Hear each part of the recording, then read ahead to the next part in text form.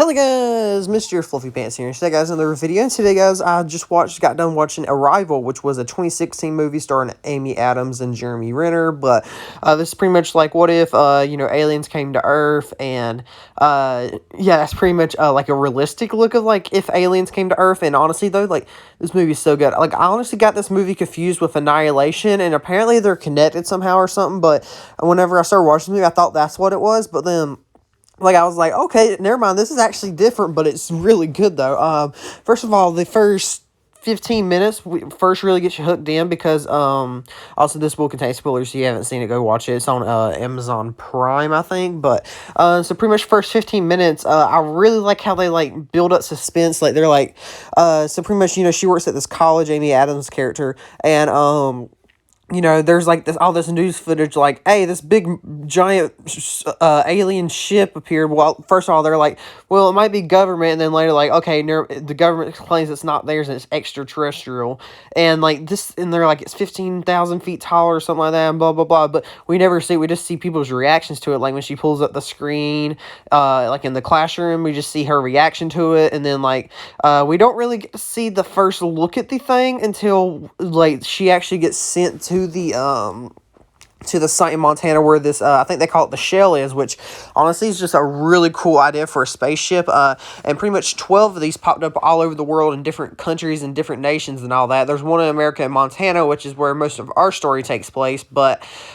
pretty much the world has to come together and figure out what these aliens want, if they're harmful to humans, if, like, what's their purpose here on Earth. And honestly, though, like I said, that's a good premise, and I like how at first they don't really show it, show this, I keep wanting to call it obelisk, but, that was in real life and not in the movie. This is called the shell, which, like I said, is a really cool design for an alien spaceship, and that first shot we see it whenever, the military brings her in, because, she's an expert linguist, or whatever, however you say it, that first shot where you see, like, the fog rolling over the hills, and you just see the sheer size of this thing, that's just awesome. Like, and the design, it's big, black, it's huge, like, it's just really striking, and, like I said, there's all over the world and whatnot, and a conflict throughout the movies, like, we gotta figure out what these guys want before, something bad happens, and, later movie, something bad is like, half the world gonna be like, okay, we're going to war with these things, because we think that they mean harm to us, but, pretty much, and also, like, the build-up to actually seeing the aliens is just,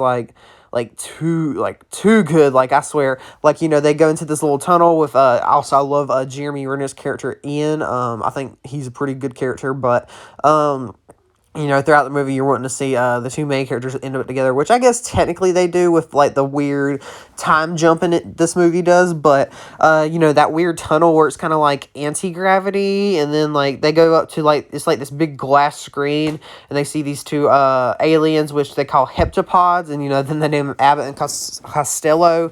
Pretty much they're trying to learn how to communicate together, and, then, they have a major breakthrough where they're communicating through writing.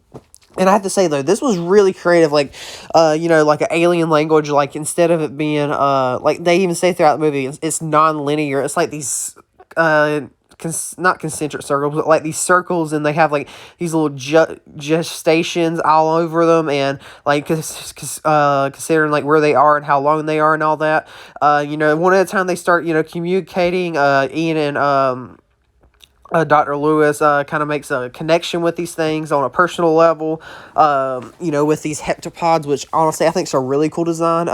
We don't get to see them too clearly because, like, where they're located at, it's like in this fog, but, and also I'm kind of interested, is like that, where the actual heptapods are located in the ship, is that actually them, or is that glass panel thing, is that just kind of like a broadcast from their planet or whatnot, because, like, pretty much inside that spaceship just looks like a completely different atmosphere or something, but, most of this movie is them trying to decipher the heptapod language, and eventually when they do, they ask them, hey, what are y'all doing here? And then they say, offer weapon, and then this just, like, all shit cuts loose after that, because, like, every nation or most nations, like, starting with China, is like, hey, no, we're gonna blow you up now, aliens, and then, our main character's like, no, you don't want to do that, and then, like, even, like, there's some radical of the military people, they, like, put a bomb inside of it, and then, the aliens get matched, and then they fly like a mile up, which I think is interesting. And, this is when all the tensions between, like, Pentagon's like, okay, you got to get ready for a retaliation from them, which, never does come because they're definitely there peacefully, though. But, and we, and then pretty much our main character, Amy Adams' character, she this pod comes down to pick her up, and it takes her inside the actual space where the heptapods are, inside the foggy atmosphere thing, and pretty much she's able to speak heptapod now. She's able to write it and understand it, and pretty much the heptapods are like, hey, we're gonna need humans help in about 3,000 years, so we're gonna teach you our language, which is also a gift to you. So pretty much they were confusing the word gift and weapon a little bit, but they were pretty much like, hey, yeah, this will help y'all in the long run. And pretty much what we learn is that this language, their gift to humanity, is this language which helps them understand time the way heptapods do, which is kind of condescends time, which, kind of like their language is non-linear. What's happening in the future is also happening now, but it already happened. It's really kind of hard to explain, and definitely does your mind for a loop, but I really do appreciate it. And, that's later,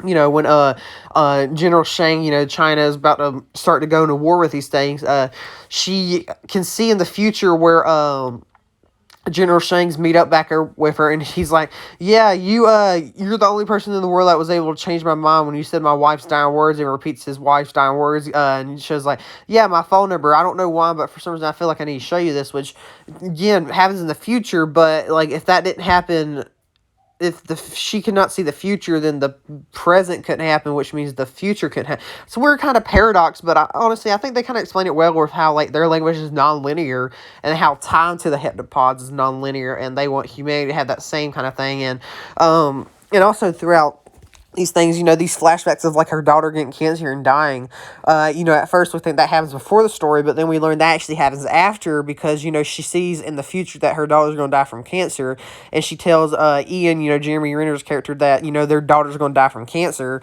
and then he gets mad and leaves her or whatnot. And we see that she learns that some things are better kept to herself, or some things that people are better not knowing. And at the end of the story, her she's able to stop General Shang, which makes all the other nations pull off. And then I really like how, at the end, when the heptapods depart, as she's saying, she's like, yeah, your story all started when they departed, but instead of, they're just zipping up into the clouds, I like how this mist or this fog overcomes them, and then they just kind of disappear.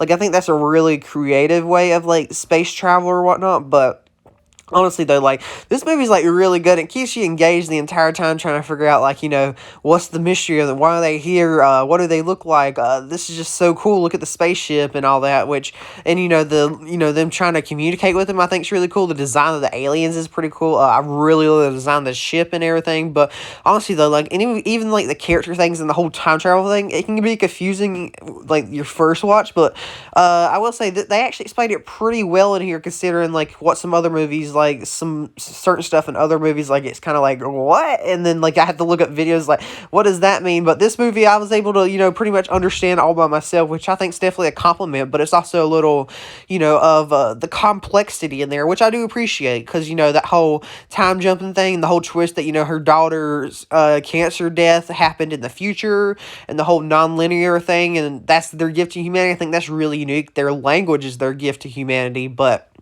honestly, though, this movie is really good. I'm probably going to give this movie a 8.5 out of 10. This was just a really enjoyable movie. I did find it a little boring, at the end after they left. I don't know, it kind of felt like it dragged on too long. And also, this movie's kind of dark and gloomy, color-wise and cinematography-wise. It's a bunch of clouds and gloom and all that, bunch of dark grays and stuff, which, I don't know, is a little trudgy to watch, I guess. But like I said, I really enjoyed this movie. I thought it was a unique spin on, this whole alien subgenre, which I think, heard someone say this movie was a response to, them crappy alien movies in general, which, I can appreciate. But like I said, I'll give it an 8.5 out of 10. But anyway, guys, let me know what you guys think about this movie down below. Did you guys enjoy it as much as I did? And what did you think about the interesting kind of, not really twist, but the interesting take on this alien type movies? But check out my Twitter and Discord link in the description. Like and subscribe for more. Check out some of our videos, and I'll see you guys later. Bye.